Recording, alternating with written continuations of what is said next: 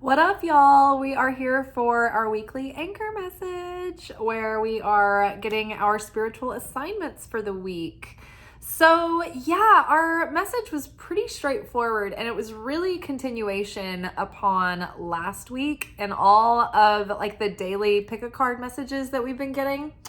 I've been loving the pick a card messages as a daily card because they've been kind of going in a little deeper on a daily basis, and they've been in like they've had continuity with our like all of our other messages too. Like they haven't been a separate entity. It's like it all weaves in to our larger messages here. So if you guys don't watch my shorts, that is where you will find the daily pick a cards. But actually you might want to go follow me on TikTok. I'm Liz _Taylor _ Magick there, just like I am on Instagram. But the TikTok is where I do the original shorts every day, and they're a little bit longer. YouTube will only let you post a 1 minute long short. So whatever the TikTok is, it gets cut off, and I usually just try to like get the meat of it. But if you want to see the whole message, I would say go follow me there. And then many of the TikTok people have come here and followed me here. So hello, thank you, and welcome to all of the newcomers. So let's get into the reading. So for Sundays, just if you're new, we do the weekly energy oracle forecast. And that's like the spiritual weather report for the week. Basically the conditions that we're going to find ourselves in and what it's going to be like. Then on Monday, we have our anchor message. And the anchor message tells us what specifically our sort of spiritual assignments will be this week. Within the midst of the conditions that we're in, what are we asked to really focus on and heal? What's going to be coming up for us? Or like, what are we growing or evolving? And so then when we get to Wednesday, we do our alchemy message. And that is when we go deeper into the process of how we're approaching the lessons. And then on Fridays, we have our weekend message, which is usually a reflection and a synopsis of everything that we've learned through the week, typically. And so Tuesdays we do a weekly manifestation oracle reading where we focus on manifestations. And then on Thursday, that's Thirsty Thursday, we do our weekly romance reading where we focus on our love lives. Saturday nights are secret teachings of Jesus, where we delve into the forbidden gospels and discuss those. And yeah, so that puts us up to speed. So you have some context about like, what is the anchor message? What are we talking about? Okay, so our spiritual assignments for the week. Our first card that we pulled from the Wild Unknown archetypes is the Orphan. We had the Orphan last week, so this is a continuation on that work we were doing. The Healer, again, a continuation on healing that inner child. And the Lover.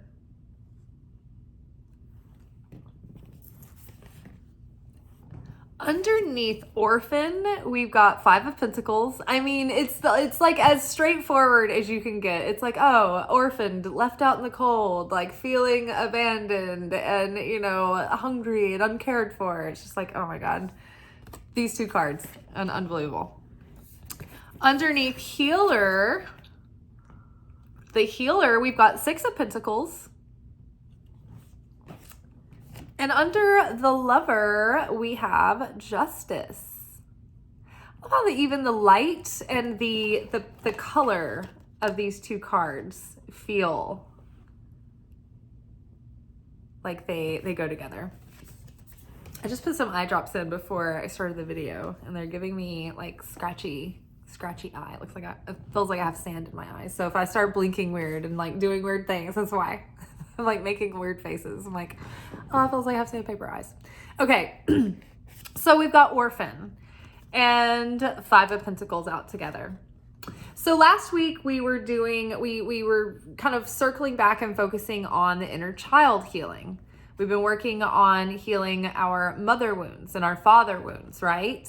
So this week, we are like continuing on that work, and we're honing in, I believe, on specifically we're making progress in that area, because like last week it was like the subconscious started showing us all of these connections that we really never made before. And even though we were like, oh yeah, that makes total sense, oh yeah, that totally fits, I can see that, it's just something that we just really hadn't thought about consciously and been like given, focused intention to put those pieces together.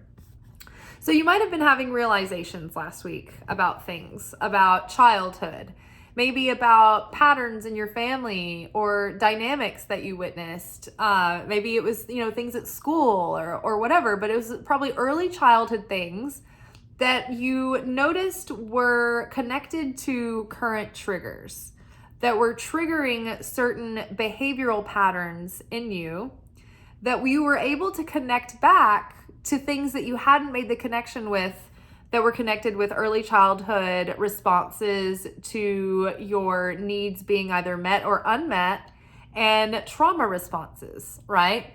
So when we have trauma as a child, our subconscious starts to go into like overdrive, working on creating defense mechanisms to protect us, right, from being abandoned. And so last week, we were realizing, we've been carrying around this sort of abandonment wound, this sense of abandonment that we need to heal. And it's been perpetuating, and it's been causing us repetitious experiences of where we are, playing out codependent patterns of enmeshment. Then we abandon ourselves, and then are eventually abandoned by the others in our lives, like our lovers, for instance. Right? So this theme is maturing this week. And so I feel that honing in on the work of this orphan wound within us. Everyone has this archetype of the orphan within them. We all have archetypal like personality, aspects within ourselves. And we all have these like shared archetypal experiences as the human collective. And we all have a mother wound, we all have a father wound, we've all got this orphaned part of ourselves within us where we feel like we were not witnessed or uncared for, or that part of us was neglected, we felt left out in the cold, right? Our emotional needs weren't met in some way. And so the honing in on like specifically how we are looking at this core wound, this is going to have an effect on our attachment styles and our codependent patterns and tendencies and things of this nature. So as we heal this inner, like this orphan wound and the inner child, and we go back and we can rewrite the subconscious, right, of these traumatic memories that were left behind. So it's like in our conscious mind, we can get over things and we're like, oh yeah, like I totally understand that this was the case at the time. And, my parents were young and it wasn't about me. Like we can understand this in our conscious thinking. And even in our hearts, we can think that like, okay, I feel over this. And remember recently we were like, there's something that we feel like we're over, but there's still something there that's affecting us, that it's still lingering and it's still perpetuating these patterns, right? So we're getting closer. Something in that childhood put patterns in our subconscious. And so the subconscious is not connected. It's not paying attention to the conscious mind. It's got its own thing going on down there. And so unless we rewrite the subconscious when it's influenceable and we're able to positively galvanize the subconscious into a healthy state of assumption and perception, then it's going to continue to replay on default setting the defense mechanisms that it's set up, right? Because the subconscious is trying to help you. It's really driving the ship. There's so much more going on in the subconscious than there is in the upper world that's visible. I mean, look at this piece of art right here. This reminds me of that. It's like here we have the conscious mind up here, this little part of her that's fleshed out. But underneath here, it's like, this is most of what's going on. This is all the subconscious there that's like, whoa, what is lingering down here? What is motivating me, and who's driving the ship? And so we discovered recently, okay, the wounded child in the subconscious is actually the motivating driving force. And the wounded child has actually been in the driver's seat. So in order to we need to reparent ourselves and be the person who can say, hey, get focused and be discerning and use wisdom and be the adult in our life that we need ourselves to be, right? It's this relationship with self that we've been working on. So we need to show up for ourselves. We need to be consistent. We need to build that security, that feeling of security and stability for ourselves that we want another partner in our life to bring in and bring that influence into our life as well. But first, we have to be able to do that for ourselves. So we are healing patterns of codependency and enmeshment. And what I was going to tell you guys tonight in the video, I wanted to remember, I'm glad I remembered, is that, so I watched this really amazing video today. It's an interview with public speaker, like a motivational coach type of person, Mel Robbins. And she's talking to Thais Gibson, another woman who has recently become like this expert in attachment styles. Now, I'm not sure when attachment styles were officially categorized and like officialized. So I'm not sure if Thais Gibson actually coined attachment styles or if she's just become like the recent go-to expert voice on this. But either way, this interview is super, super helpful. And so I will put the link in the description box below so you can go watch that video. But it's one of the most helpful like pieces of information I've ever heard. So your attachment styles are going to reflect your early childhood experience. And I think according to Thais Gibson, like some people say, you know, your subconscious is written based on your experiences between the ages 0 to 7. But Thais Gibson goes further to say that your attachment styles are established in the way that you experienced life and you were treated between the ages of 0 and 2. So it's like before you can even remember, how were your needs met as a child, as a toddler, as an infant, and then after that up until 7 as a small child.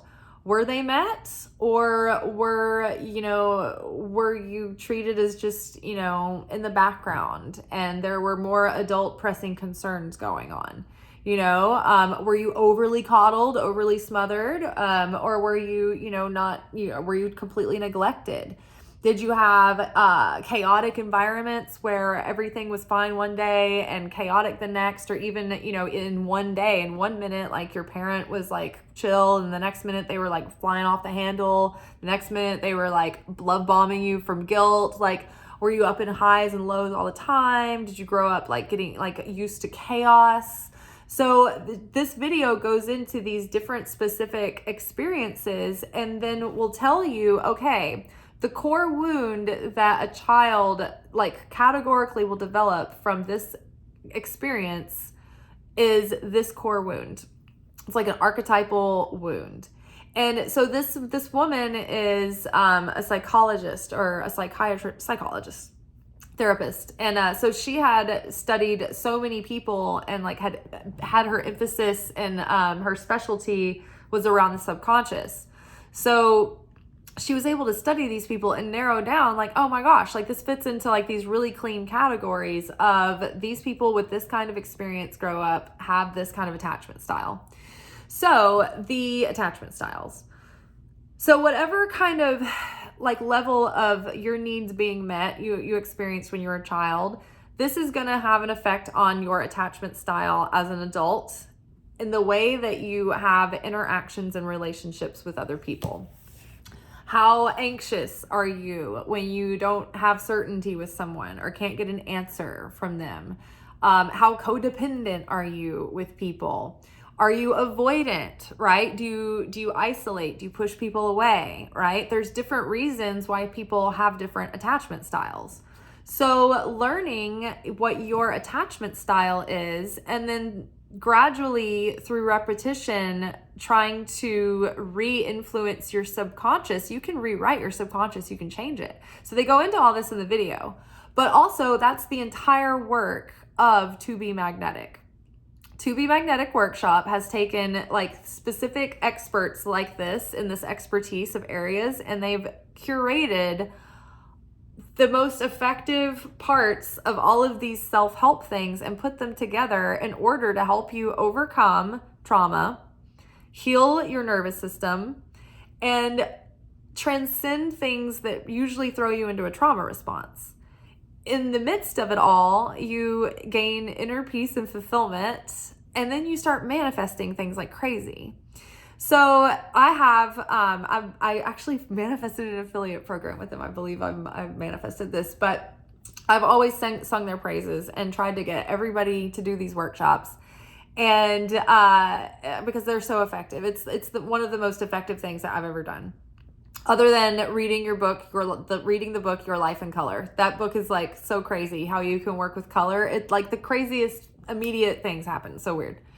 So To Be Magnetic, all about rewriting the subconscious, because it's like you can try to force your conscious mind into new behaviors, into new patterns, into new belief systems, even about relationships. I've done this myself, and my subconscious, even though I'm like worthy, deserving, I feel good about myself, whatever it is in the conscious mind, I have no problems there.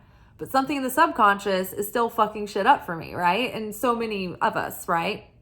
So we have to rewrite that through hypnotic suggestion, and you have to get your subconscious and your mind in like an alpha state, and that's when it's impressionable. So they were talking about like early in the morning before you get up and you wake up. When you first wake up and you're still in bed, you're impressionable then.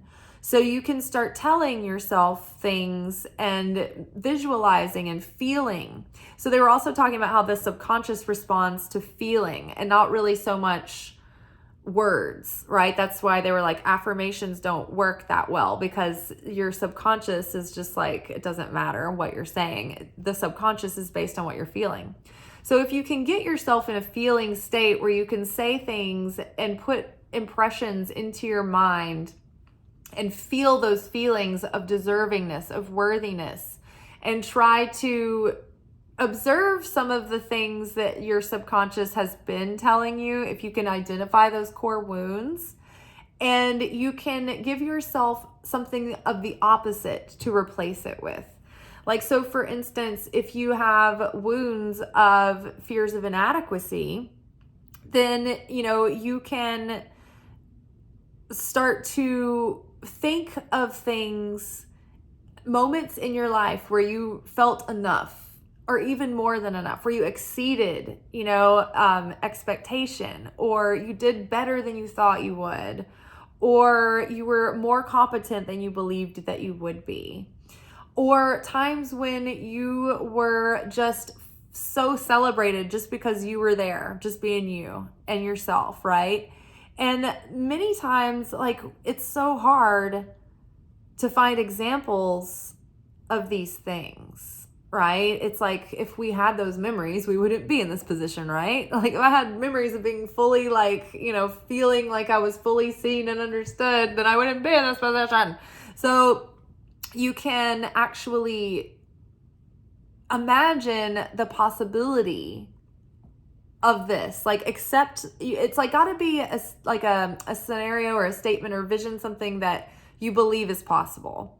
And so whatever's the closest thing that's believable to you in the moment. And they go more into detail about this in the video, but it's, like, even like, for instance, if you are trying to believe that you are lovable, right? That you're worthy of love, you may not have like good memories of like a lot of memory banks to go to of feeling fully loved and seen and appreciated, right? And so you can instead feel and think and envision a life where it is possible for you to be fully loved and appreciated. You can make that your statement and the vision. If you don't fully believe, if you can't like recall actual examples of this to to reinforce this into your subconscious. So basically you just want to focus on evidence that proves positive things to your subconscious when you're in an impressionable state. So this can be like, for instance, when you're watching TV late at night and you're just in a trance, you're very impressionable. So you could watch things that are putting good subliminal messages and good positive belief systems. I try to pay attention to what I'm watching. I try to like pick shows and television content that's going to be things that I would like to manifest for myself or good vibes. Rather than, I'm more careful what I watch anymore because I used to manifest chaos when I would watch the show Shameless, and then like shit would happen like the people in Shameless to me, and I'm like, I'm not watching the show anymore because I'm attracting this kind of dysfunction. So okay, so we're healing this feeling of being left out in the cold, of being, just not having enough and not enough, right? We're healing these feelings of inadequacy and that spiritual feeling of being spiritually depleted or hungry, and unsatiated. So yes, the healing. And so the more that we are doing this healing, the more that our life is beginning to reciprocate in a positive way. So as we're healing these attachment styles, we're preparing ourselves to have more like equal relationships with equal reciprocity, with equal exchange, with people valuing you and you valuing them. Life is going to start offering us equal exchange. We're going like they were talking about how your attachment style not only affects your relationships, your romantic relationships, and friendships and work relationships and everything, but it also affects like the rest of your life too, because the attachment styles are reflections of how you feel about yourself and the way you see yourself. So it's going to affect the way you show up in your career, in your workplace, right? If there's an opportunity that comes up, or, it's like, are you going to put everybody else's needs in front of your own?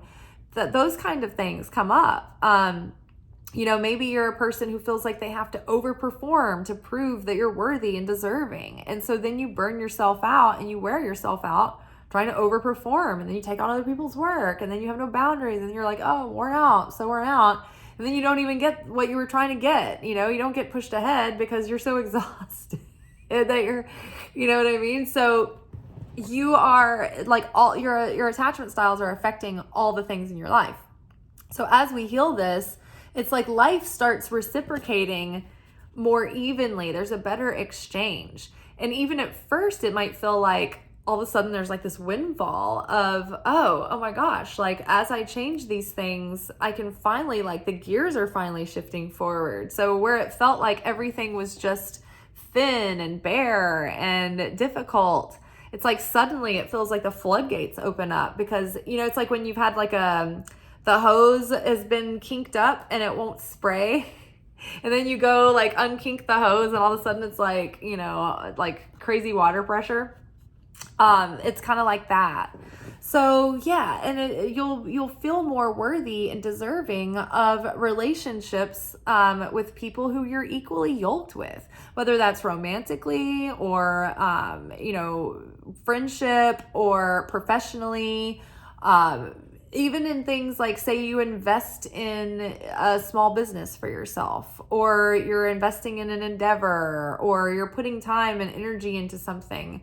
It's like you're going to be more aware of if something is giving you the return on the value that you're putting in. Things are going to be more equal. Things are going to be have more equity.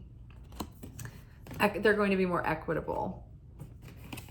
And I think that you're going to feel more confident too about requiring that and setting those healthy boundaries and having those expectations for yourself. And the thing is we go out and into life and we're having new experiences with relationships. If you're already in a relationship, then this isn't, as like if you're starting new relationships, get an idea of what you want for yourself, what you expect from a relationship, your deal breakers, your non-negotiables, and figure out what that is. You cannot expect and project that on to other people, right? Like, we need to be able to meet our own needs.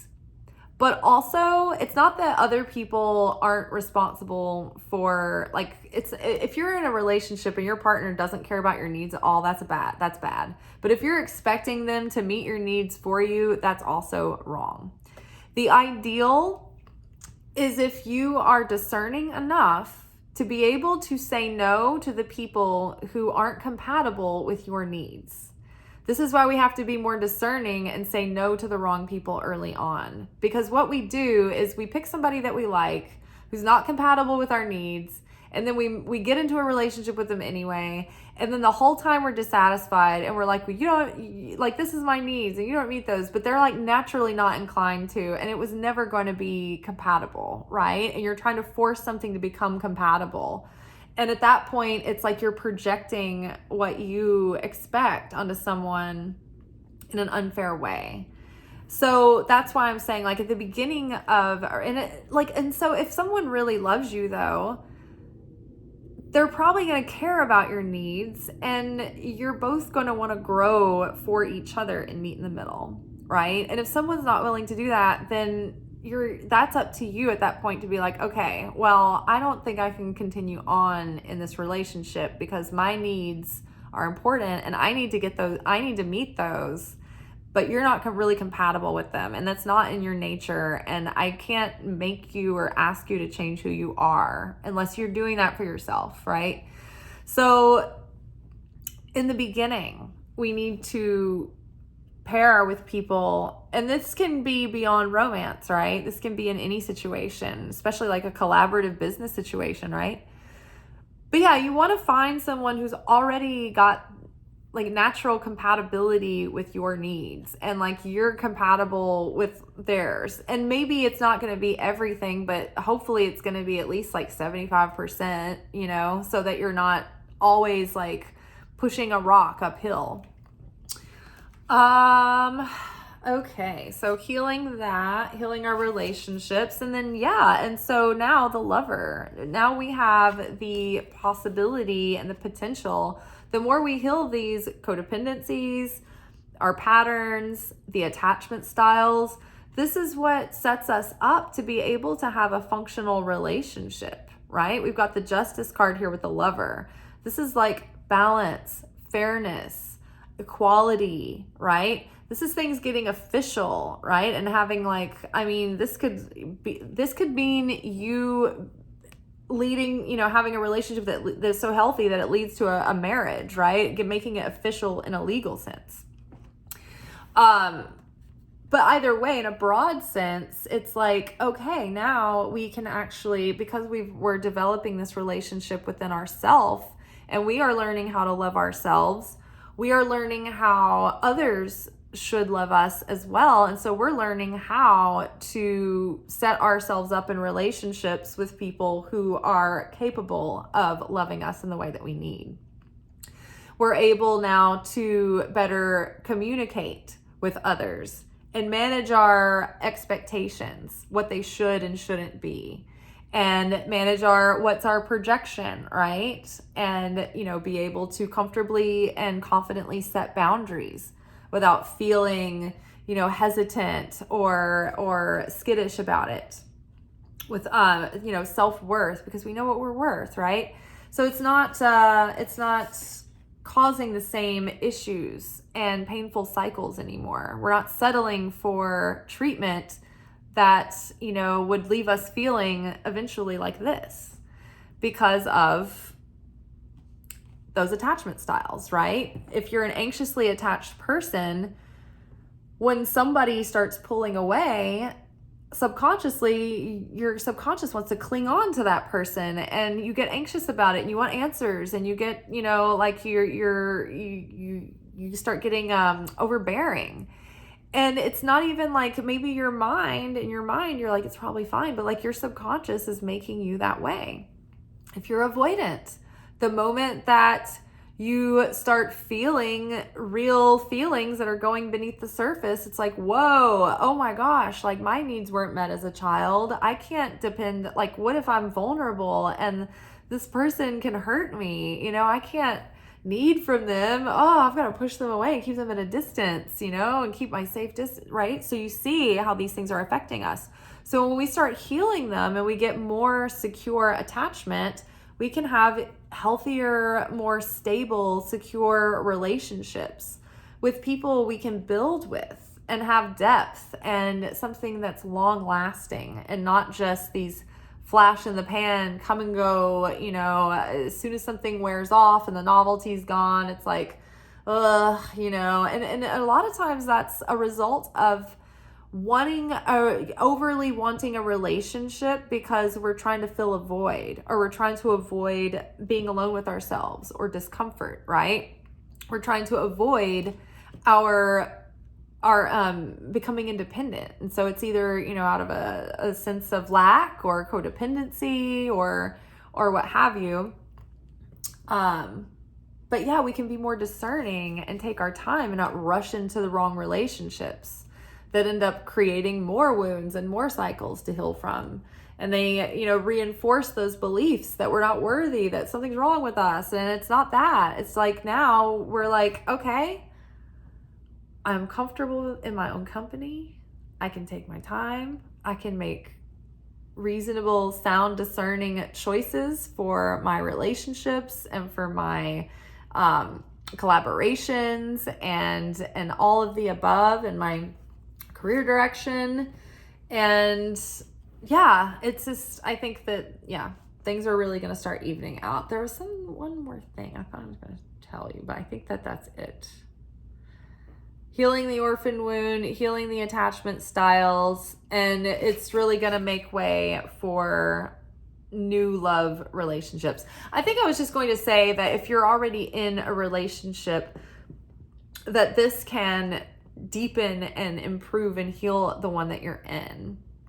If you and your current partner can learn each other's attachment styles and start learning more,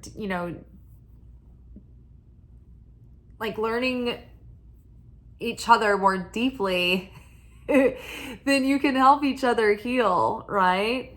But yeah, I don't know. I feel like I don't want people in relationships to hear these messages and think that they're in a dysfunctional relationship that they can't work their way through. Maybe you are, maybe you're not. That's up to you. I can't tell you what to do about your relationship. All I'm here to do is tell us how we can have better relationships with ourselves, how we can attempt to have better relationships with other people, and how we can attempt to choose better next time when we're in between, right? Yeah, I think that just assuming that you should leave a relationship is always a dangerous assumption to make. Because if you leave a relationship while the problem is going on still, and you haven't come to some sort of awakening or awareness around it, that same problem is going to arise in the next relationship. So, in Kabbalah, we approach the work as not trying to change someone else if we're in a situation that we're disliking. But first, it's like, what are we needing to change in ourselves, right? And every situation is different. I mean, sometimes, it is a situation where this relationship is dysfunctional, it's not healthy, it's not compatible for you, and it's time for you to free yourself for something else. And, other times maybe it isn't. But that's the choice is up to you. We have free will.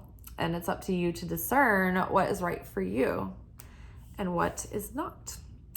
All right, you guys. Well, I think that'll be all for tonight. I will see y'all tomorrow for our weekly manifestation reading. All right, ciao.